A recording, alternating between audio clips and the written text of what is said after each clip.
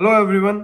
इस वीडियो में हम बात करेंगे बिहार एपीयू की और कैसे आप जो है उसको फर्स्ट अटेम्प्ट पे क्लियर कर सकते हैं, या फिर आप कोई भी एग्जाम, चाहे वो यूपी एपीयू का हो या कोई जज का एग्जाम हो, आप जो है वो कैसे उसको फर्स्ट अटेम्प्ट में क्लियर कर सकते हैं। और साथ में जो है वो बात करेंगे जो भी लेटेस्ट बिहार की साइड से एपीयू से रिलेटेड जो नोटिफिकेशन आया है उसकी। देखो, नोटिफिकेशन की बात करने से पहले आप चैनल को सब्सक्राइब कर लो। इस चैनल में हम जो भी लेटेस्ट वैकेंसीज होती है या उनसे रिलेटेड जो भी नोटिफिकेशन होता है वो नोटिफाई करते हैं। अगर आपको कोई क्वेश्चन या कोई क्वेरी है तो आप मेरे इंस्टाग्राम पे मेरे को डीएम कर सकते हैं, या फिर आप यूट्यूब पे भी जो है वो डायरेक्टली कमेंट कर सकते हैं। सबसे पहले बात कर लेते हैं नोटिफिकेशन की। शायद ये आपने देख लिया होगा, नोटिफिकेशन है अभी जो रिसेंटली उन्होंने आउट किया है अपनी साइड से। तो इसमें उन्होंने डेट जो है वो नोटिफाई करी है।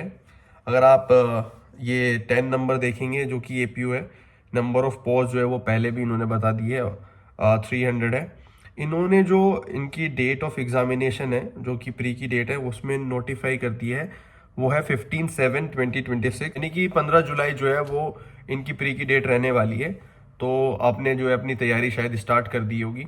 तो इस वीडियो में मैं बात कर लेता हूँ कैसे आप जो है अपनी तैयारी करें ताकि आप एक ही अटैम्प्ट में जो है अपना एग्जाम क्लियर कर सकते हैं। इससे बात करने से पहले सबसे पहले जो इम्पोर्टेंट चीज़ है वो है सिलेबस। सबसे पहले इसकी सिलेबस की और पैटर्न की भी बात कर लेते हैं, किस पैटर्न से क्वेश्चन पेपर आते हैं, कितना टाइमिंग, कितने नंबर ऑफ क्वेश्चन रहते हैं। सबसे पहले उसकी बात कर लेते हैं क्योंकि वो सबसे इंपॉर्टेंट है। अगर आपको कोई भी एग्जाम क्लियर करना है तो आपको उसका सिलेबस, उसका पैटर्न जो है वो डेफिनेटली जो है वो पता हो। इसकी मैं सिलेबस की बात करूँ तो इसमें प्री होता है और मेंस होता है और इंटरव्यू होता है।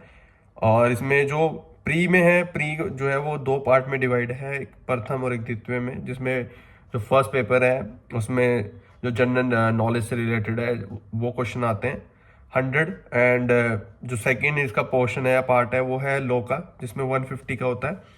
हिस्ट्री है, इनसे जो है क्वेश्चन पूछे जाते हैं। और लॉ के पेपर में इसमें भारतीय न्याय संहिता, भारतीय साक्ष्य अधिनियम, भारतीय नागरिक सुरक्षा संहिता, सिविल प्रक्रिया संहिता एवं भारतीय संविधान के मौलिक ज्ञान से संबंधित पर्सन सम्मिलित होंगे। जो लॉ का है वो क्रिमिनल लॉज प्लस सीपीसी और कॉन्स्टिट्यूशन से है, इतना ही लिमिटेड है। अगर इसमें बात करें इसके जो मेंस का एग्ज़ाम है, मेंस में जो है वो ओवरऑल इन्होंने इसमें 8 एग्ज़ाम दिए, जिसमें सामान्य अध्ययन, दूसरा है हिंदी भाषा, तीसरा है अंग्रेजी भाषा, चौथा है भारतीय न्याय संहिता, पांचवा है भारतीय साक्ष्य अधिनियम, और जो छठा है वो दो पार्ट में है, भारतीय नागरिक सुरक्षा संहिता एंड सिविल प्रक्रिया संहिता, ये दोनों इसमें इंक्लूड है। और सातवां जो है भारतीय संवैधानिक विधि, और आठवां जो है वो अन्य विधि। अन्य विधि में जो है बहुत सारे क्वेश्चन, वो एक्ट्स हैं, इसमें बहुत सारे जो है वो नए, इसमें या पुराने जो है छोटे मोटे लॉज हैं वो बहुत सारे हैं। बाकी इसमें और भी मैंने इस पूरा का पूरा सिलेबस जो है लगा दिया है, आप इसको वीडियो को पॉज करके देख सकते हैं। जो फर्स्ट पेपर है, सेकंड पेपर है, फोर्थ पेपर है, इन्होंने फुली जो है इसको एक्सप्लेन किया है।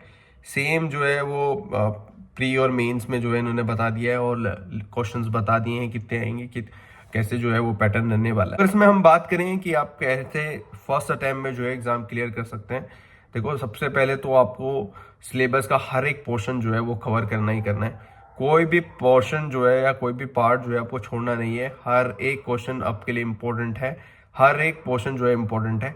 जो उन्होंने सिलेबस दिया है मोस्टली हर सिलेबस से, हर पोर्शन से जो है ये क्वेश्चंस पूछते हैं। तो आपको डेफिनेटली हर एक पोर्शन टच करना ही करना है। ये मतलब वेरी बेसिक है, ये तो हर कोई, मतलब जिसका एग्जाम क्लियर होना है या जिसको एग्जाम क्लियर करना है वो तो ये तो करके ही जाएगा। तो आपको भी ये जो है वो ज़रूर करना पड़ेगा।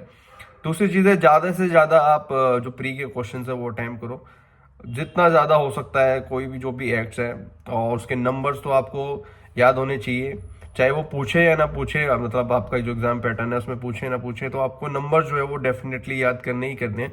नंबर आपकी मेन प्रायोरिटी होनी चाहिए। वो कोई भी एक्ट है, छोटा बड़ा कोई भी एक्ट है, अगर आपको नंबर याद रहेंगे तो आपको कंटेंट जो है वो बहुत ईजिली याद रह जाता है। यानी कि आपको याद आ जाता है, अगर कोई भी नंबर पूछता है तो कहीं ना कहीं से कुछ ना कुछ जो है आपको याद आ ही जाता है। नेक्स्ट इंपॉर्टेंट चीज़ है कि आपको प्री के साथ साथ जो है वो मेंस की भी तैयारी करनी पड़ेगी।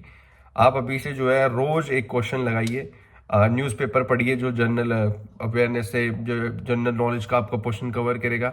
लाइव लॉज, बार बेंच को जो है पढ़िए और अपडेट रखिए अपनी नॉलेज को। जो भी नए अमेंडमेंट्स आ रहे हैं वो चेक करिए। कॉन्स्टिट्यूशन से रिलेटेड या सुप्रीम कोर्ट में जो भी केसेस चल रहे हैं, जो कि लीडिंग है या जो आप एक इम्पैक्ट ला सकते हैं, कुछ ऐसे जजमेंट्स हैं, आप उसको पढ़िए।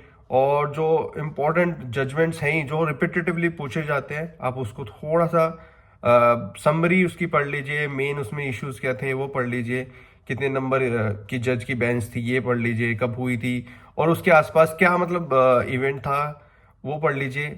और जो भी इवेंट हो रहे हैं उनसे रिलेटेड भी आपको जो है चीज़ें कवर करनी है।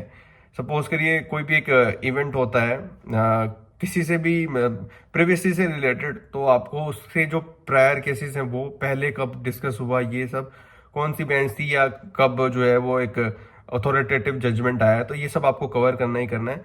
तब आ जाके आपका प्री जो है वो आसानी से क्लियर हो जाएगा। मीन्स अगर आप अभी से तैयारी करते चलेंगे, हर एक चीज़ को टच करेंगे, तो डेफिनेटली आपको कोई भी प्री मेंस और इंटरव्यू में नहीं रोक सकता है। अगर आपका प्री आपने जो है क्लियर किया है, मेंस आपने क्लियर किया है, तो ऑब्वियसली आपके डाउट्स जो है वो कम मतलब ख़त्म हो ही गए होंगे। बट स्टिल अगर देखो इंटरव्यू में जब आप बैठते हैं तो आपकी नॉलेज तो टेस्ट ऑब्वियसली नहीं होती, क्योंकि आप प्री और मेंस दे के आए हैं। आपका कॉन्फिडेंस, आपने कितने अच्छे आपके कॉन्सेप्ट्स हैं, तो अपने कॉन्सेप्ट्स को क्लियर करने पे फोकस करिए, प्री मेंस जो है आपका सब हो जाएगा। बाकी स्टिल अगर आपको कोई क्वेश्चन या कोई क्वेरी या कोई डाउट है तो आप मेरे को रीच आउट कर सकते हैं। आप मेरे इंस्टाग्राम पे मेरे को डीएम कर सकते हैं, या फिर आप यूट्यूब पे भी जो है वो कमेंट कर सकते हैं।